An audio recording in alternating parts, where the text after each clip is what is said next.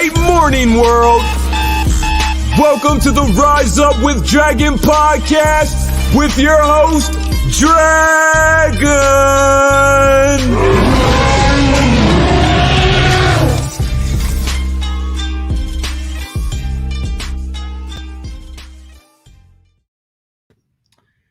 Great morning, world.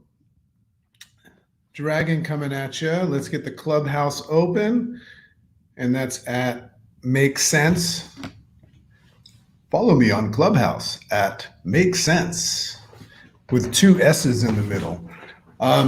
Great morning, world. This is Dragon coming at you with another Rise Up today. And as always, what we do is we're recording the Rise Up Today live, and we're streaming that to YouTube, Facebook, LinkedIn, all of these different things. We're also capturing that information as in podcast form. I've got my Zoom H6 in my studio going. So this will be loaded at a different time. And we also we're just breaking into the new frontier of audio social media and Clubhouse. If you're on Clubhouse, you can find me at Makes Sense, 2 S's in the middle.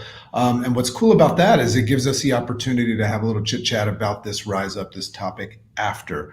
So I can see some folks in there. I'll give them some shout outs. I see Donna. This is my Magic Garden rendition of Clubhouse. I see Stephen. I see James. I see Clark. I see Donna. I see Shelly. I see Becca. And I see Lisa. And they are paralyzed in Clubhouse because you can't do anything in Clubhouse unless you come up on the stage and you can flash your mic. So anyway, great morning. This is the Rise Up with Dragon podcast / show. I am Dragon. Dragon is the manifestation of who I've become. I use the name Dragon. A lot of people ask me why I call myself Dragon. If you look at the history of fire-breathing dragons, there is absolutely no proof at all that dragons ever existed anywhere, right? However, if you look at a lot of different cultures and times that we've been through as humans, we've always talked about them. There's all these mythical stories about these fire-breathing dragons. So it's probably like a metaphor, but I just love the idea of looking at something that we've been programmed to talk about, but it's not something that we can prove with science and math, according to the amazing Donald Hoffman.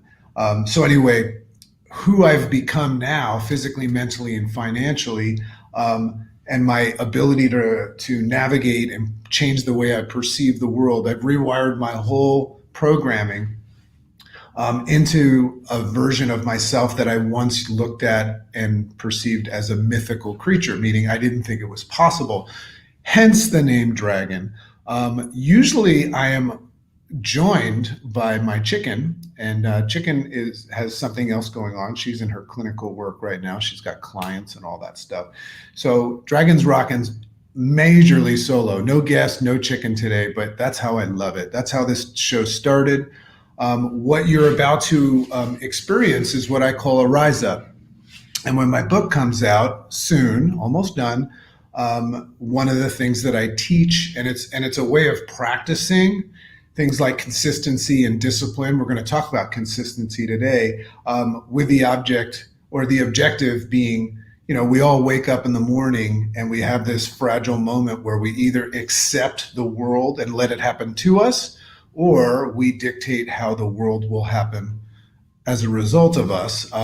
So I created a rise up great day morning structure that comes with journaling and everything like that. I share that in my book, but just to highlight what that means is, I've been doing this for 9 years. So if somebody ever says, how do you stay so positive? How is it that I can call you an effing a-hole and you say, hey, thanks, I'm going to work on myself?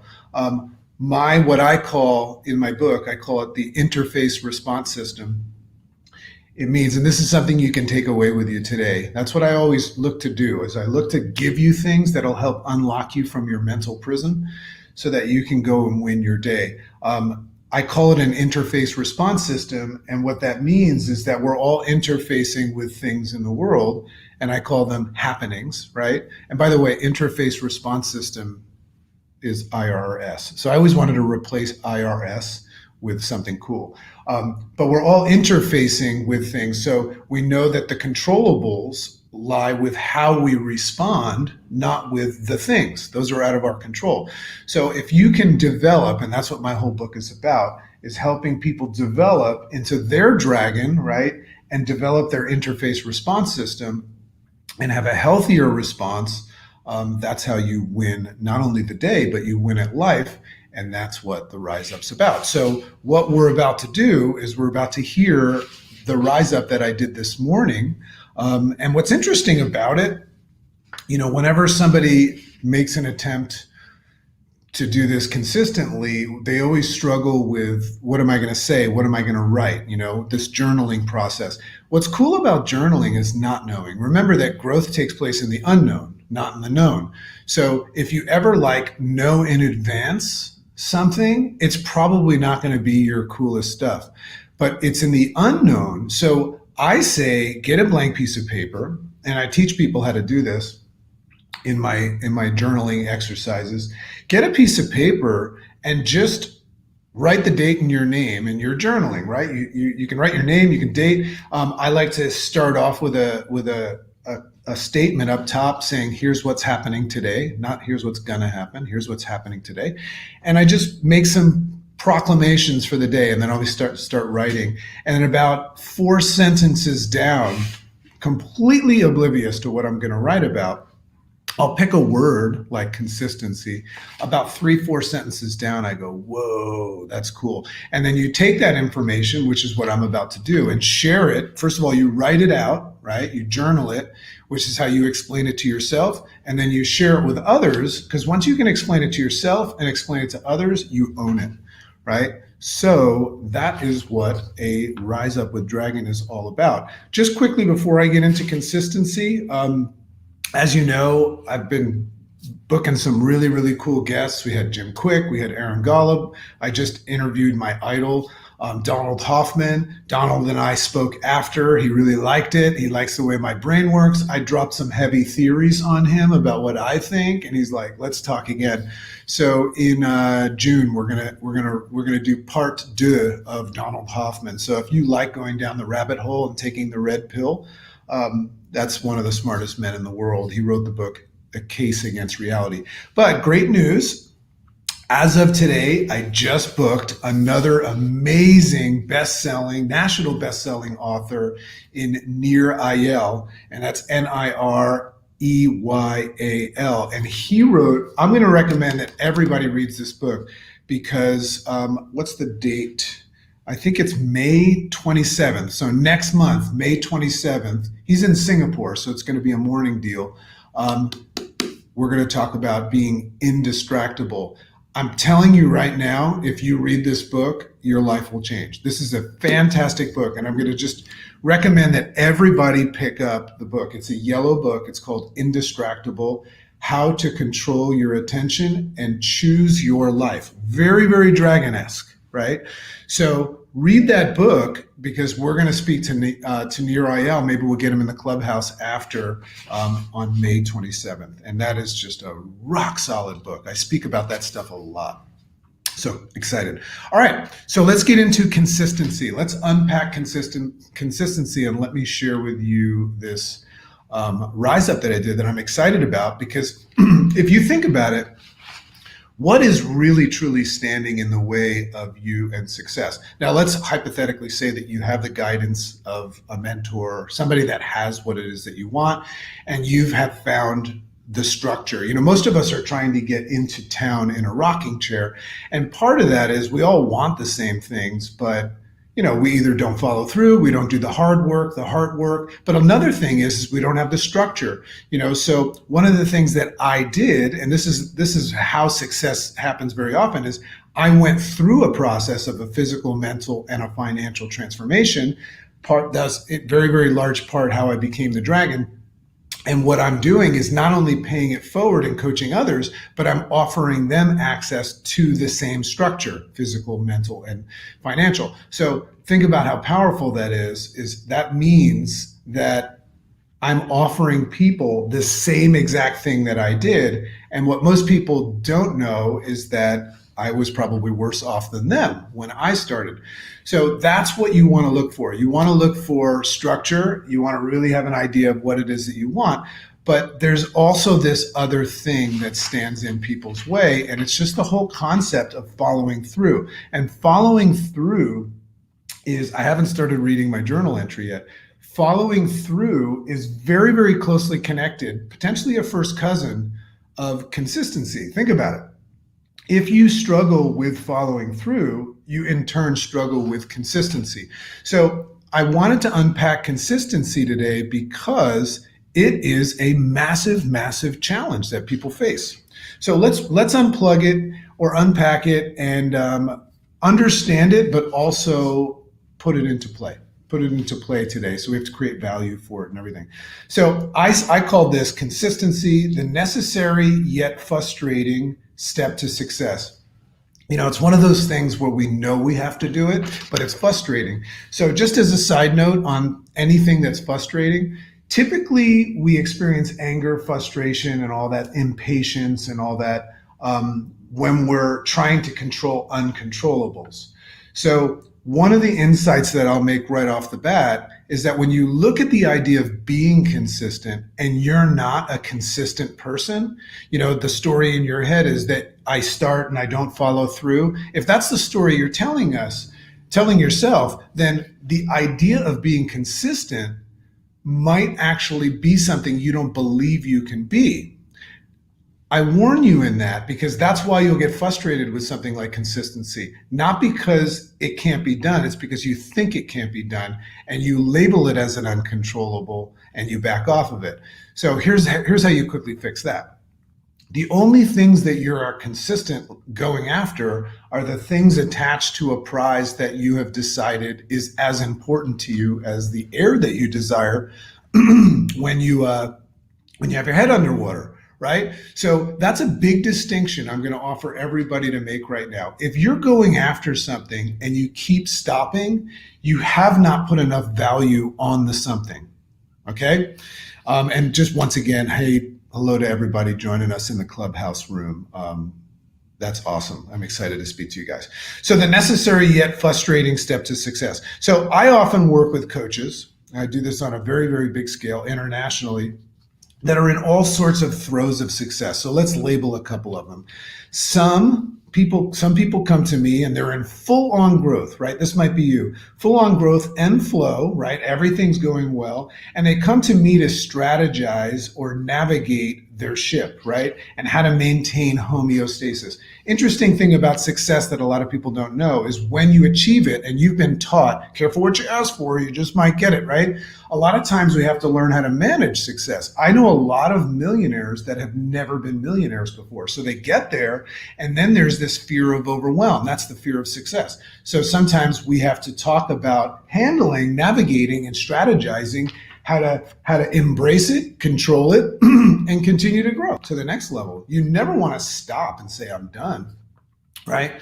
So it's all about like maintaining homeostasis and harmony in their lives and not let the business growth. This is another danger. This is why on Thursdays at 1 p.m. Eastern, I host a room called The Integrated Life, because we have to learn how to not just chase the money and let other things that are even more important or as important fall by the wayside. We all know what it's like to become filthy rich at the expense of having a divorce and being stressed out as a workaholic.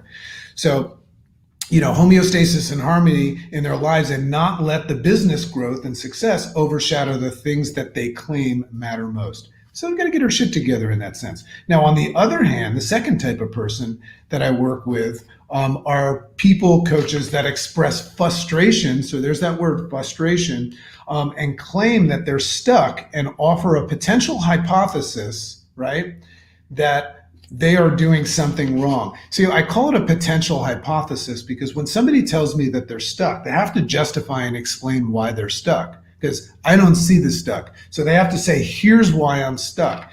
And that's when we make these excuses, we pull out hall passes, and we're so good at justifying why we have this unique situation where we're at a disadvantage opposed to other people, right? And we're going to get into that.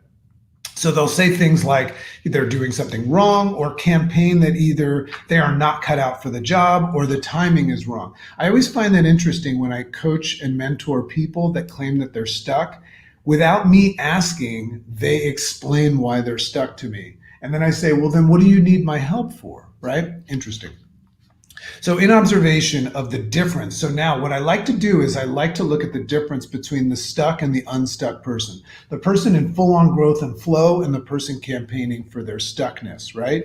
So in observation of the difference between the two groups, the smallest advantage the successful group has over the frustrated group is an actual external advantage. What I mean by that is it's almost non-measurable. Right? This idea that one person has an advantage. Sometimes you can see it. Maybe they already have some skill sets. Maybe they have a community of people, but that's the smallest advantage that I see. In fact, most of the time I don't see any advantage, meaning their opportunity is not better than the others, right?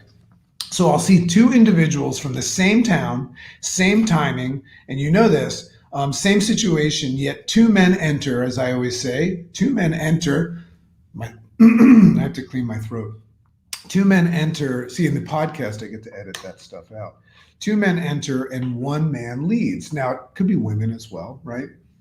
A little sip of water. So two humans enter, one human leads. And what that means is same situation, one wins, the other one doesn't. That's fascinating to me, and I like to break it down. I write about it. It's in my book and all that stuff. It's a very interesting perception. So meaning the successful group doesn't actually have an actual situational advantage, right? Now, the unsuccessful group can make that up and say, here's what the advantage is, but that's only because they're seeing them like a lot of people would perceive me in their polished state. They don't know what's under the water in that tip of the iceberg. Maybe even they were at a less advantage than them. So I do see two primary differences, though, and I have unveiled that, and that's the purpose of this Rise Up.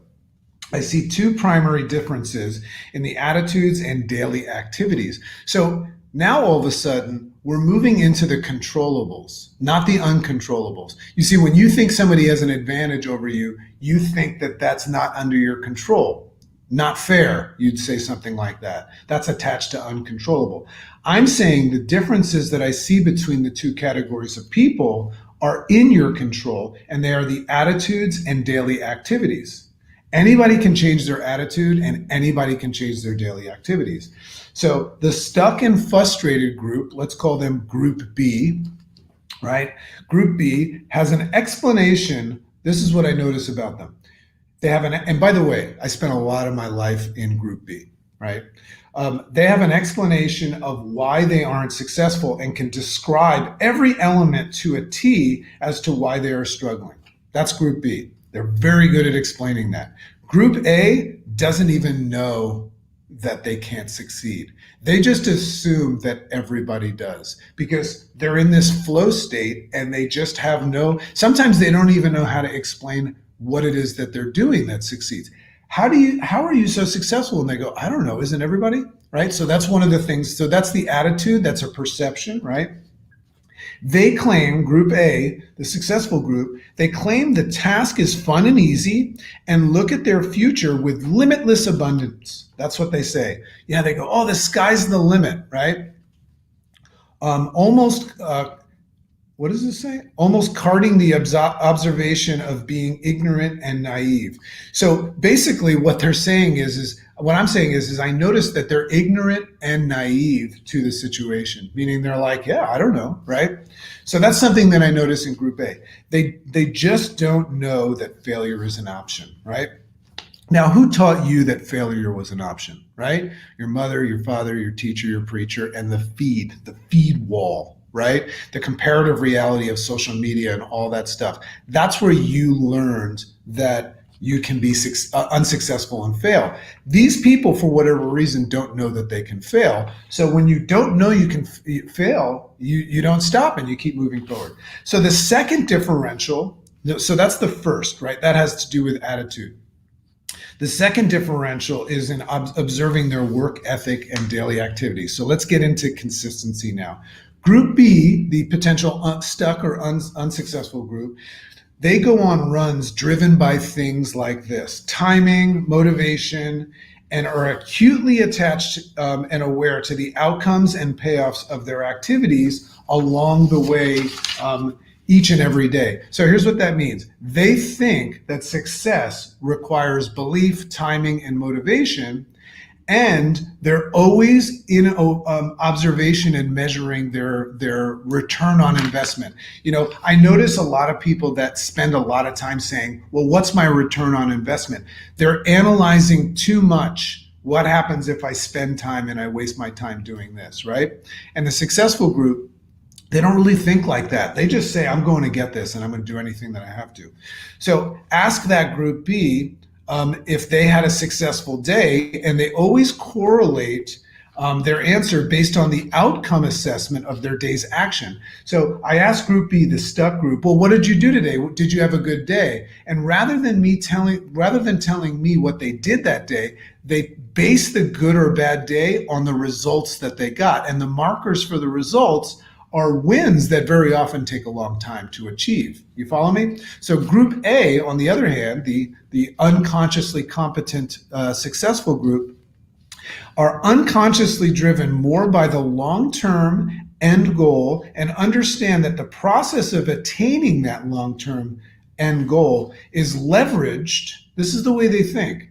It's leveraged by the long-term commitment to focusing on the accomplishments of the daily activities, and don't judge each day on the outcomes of the activities. Here's what I'm saying right there. The successful group in observation is more focused on the daily activities than the results of the daily activities. It's almost as if they know something. They know a secret. They know that if they keep doing what they're doing, eventually something good's going to happen, right? Which is interesting, because how do they know that, right? Maybe it's because their mentor is just saying, here's how it works.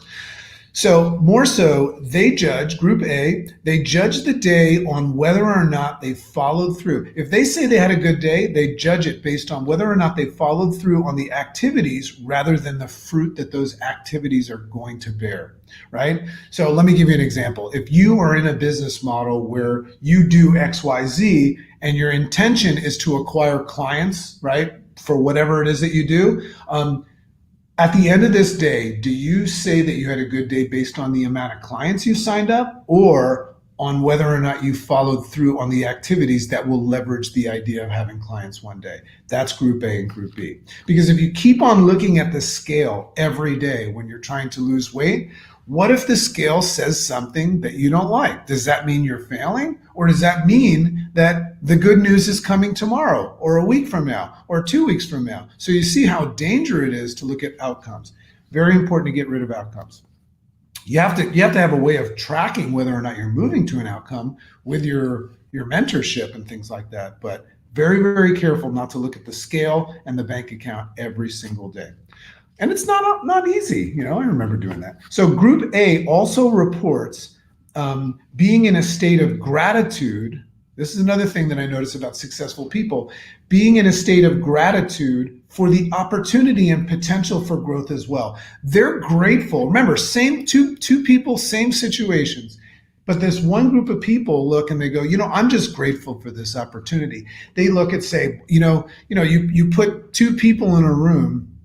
It's that old story. You put one person in a room full of beautiful colors, paintings, music, and candy, and the other person you put in a room full of just horse crap, right? The person in the room full of colors and candy, you ask, how are you doing? They go, oh my God, it's too bright in here. The music's too loud and the candy's going to make me get cavities.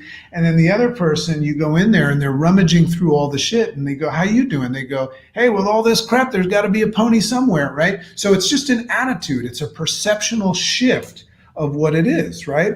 So I found it hard to teach group B, right? So remember, this other group A, is in a state of gratitude for potential and opportunity. I found it hard to teach group B to adopt the headspace of group A. So if you just don't see things a certain way, it's hard for somebody else. We can show you, but if you can't see something, showing you something means nothing, right? So I found it hard to teach and mentor Group B to adopt the headspace of Group A, as it comes instinctually from their upbringing, right? So Group B has their mother, father, teacher, preacher led them to believe, and they've created this, sensory suit, all their senses that give you perception of things. Their perception of things is just different. It's very hard to change that. I can't just give them a new virtual reality headset. That comes later, and and I'm going to tell you how we do it to experience life differently. So how does Group B step into the arena of play and flow of creating success? So if you're in Group B right now and you go, that's me, right? Nobody's looking. I'm listening to a podcast. I'm in Clubhouse. I'm watching this video. That's me, right? How do I move forward? Can I be successful? 100%. So the key here is to step into, right? You have to step into this thing that I'm about to talk about, right? Not acquire, but step into. The answer is consistency, right? So what I'm saying is release from the acquisition component of it and just step into the actual physicality and work of what we're going to talk about, consistency. So consistency means this. Consistency means to do something with repetition, day in and day out. Naturally, fueled with an understanding of how you have to make sure that these activities that you make a decision to be consistent with are attached and leveraged towards success. So how do you find that out? You have to be talking to somebody, laying the foundation for these activities that are going to fit into your schedule and you're going to commit to. That has to be delivered to you by somebody that has what you want. Not somebody that knows how to get it, somebody that has what you want, because they can say, this is what I did, this is what others do. So then you can have faith and hope in those activities, right? Because if you're going to be consistent, you're worried about risking time, right? We talk about that a lot. So naturally, these things have to be fueled with the understanding of how those activities support and leverage the desired outcome, which comes from the observation of someone else achieving the outcome doing the same. That's what I was talking about. Just as a quick side note, pretty crazy that I wrote all this crap today. I do that every day. Once you get good at journaling, you start to do some interesting stuff. And all of a sudden, after 9 years of it, you've got a couple books to write. So it takes trust, faith, and hope and understanding, as it's not a normal practice, right? It's abnormal for an inconsistent person to become consistent. It's not a normal practice. And like most, the fear of failure and wasting time is present. So the next phase, right? Once we do that, the next phase Group B needs, the unsuccessful stuck group, is the detachment of the daily outcome and focus. This is a big challenge, to detach from those markers of outcomes. Detachment from the outcome and focus on the building blocks of creating the first massive steps to success in building discipline around being consistent. What I mean is, you have to look at taking a month or 3 months and just setting a goal to become consistent. Once I see someone start practicing consistency, if I come in there and I go, how's it going? They very often dip back into their old story and say, well, I haven't seen the results yet. And I go, well, but how's it going with your practice of being consistent? And they go, well, I'm doing everything every day and I've done it. I'm on a streak of 3 months. And I go, that's the hardest part. You just remember, an inconsistent person needs to practice long enough so that they transform into a consistent person. Remember, one of the traits of Group A is that they're consistent, right? Now, the headspace might be tough to acquire. That'll come along the way. But if you're inconsistent, you are in full control of practicing and developing the habit of being consistent. And I've got a program coming up that's going to help people with that. So the building blocks of creating first massive steps in building discipline and being consistent. So yes, the big win isn't the result of the day and the action steps, rather the execution of them. So look at that word execution. Did you execute today? Well, if you executed today, you are on your way. And what's the first goal? Becoming consistent. What makes this hard for Group B is their headspace and their fear of wasting time and self-doubt, etc. So they must rely on faith and hope and trust from their mentorship, their guide, right? Now, just like any habit, After 66 days, look at the science of habit forming. 66 days or more, right? The set activities that you're practicing become unconscious. That's what a habit is, an unconsciously competent thing, right? Good or bad, that's what a habit is. And the chances of having enough wins to validate them are extremely high. So understand that if you start practicing consistency and you're going to judge it after a week or two, you lose. If you take that leap of hope and faith and practice consistency in your business acumen or your health practice or your mindset, you need to let that happen for 66 days before you even become consistent or it becomes habitual. And also, I'm pretty certain after 66 days, you're not only going to become consistent, you're going to see results. Detached from the results, attached to the action steps. So, coming to a close, the wins are coming, yet due to the new nature of being consistent and the need to sharpen skills along the way with experience, patience, this is another thing that other people have, patience, right? With all this poop, there's got to be a pony somewhere, right? He's looking for the pony. Patience and detachment from the outcomes are necessary. So that's another skill set you have to practice. Sometimes you have to bite down. Sometimes you need accountability, but you have to practice and sharpen that sword every day. So here's the deal. In order to step into, as I said, step into the flow of success that Group A has, the X factor that Group B has full control over is not headspace, right? That comes later after they build. Remember, headspace is something that comes from a reflection on activities over a certain amount of time. So if you all of a sudden create this headspace that you're successful, that's when you get to the top of the mountain. That's not the top of the mountain that gives you that. That's when you look back at the climb and you go, oh, makes sense why I feel that way. So that's another thing about Group A. They have the headspace. And if I ask them why, and they really try to justify it, they'll go back to the climb of the mountain and say, well, this is my experience. So by practicing consistency, you're rewriting your story and creating a new experience that leads to a headspace that you're successful. Now, warning, you could do stupid stuff with consistency for 66 or more days and then make that go on autopilot and then really screw up. So that's the deal, right? Group A has that. And the X factor is that Group B has to do the activities and not focus on the headspace, not believe in it. You don't have to believe in it, right? You just have to do it. That's where belief comes along the way. So that comes later after they build discipline and consistency. So it's consistency that is a skill set that anyone can build, and it's consistency that wins the race. So here's what's coming soon. I have built a course, and I played with it one time, but I revamped it. It's going to be an online video course and everything like that. And it's going to help somebody in 15 days build what is necessary to have consistency, and that is discipline.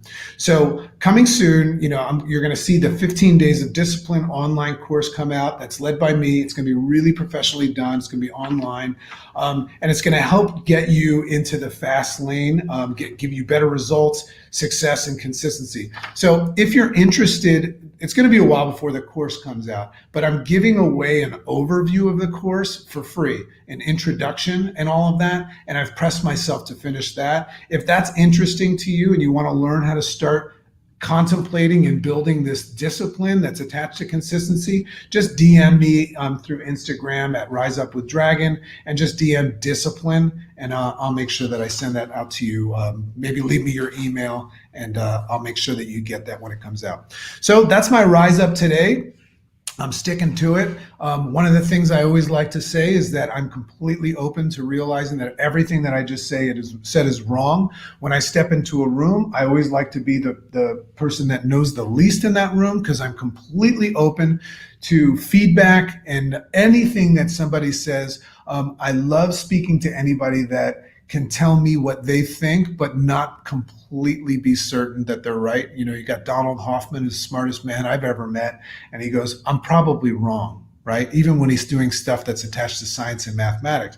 I think our world right now, just a little disclaimer, is full of too many people that are protecting their insecurities by choosing to be right versus kind. So people that reach out to me, I'd love to have a conversation about any of this stuff and what you think. We're going to open up the clubhouse room in a second, see if anybody has stuff to say.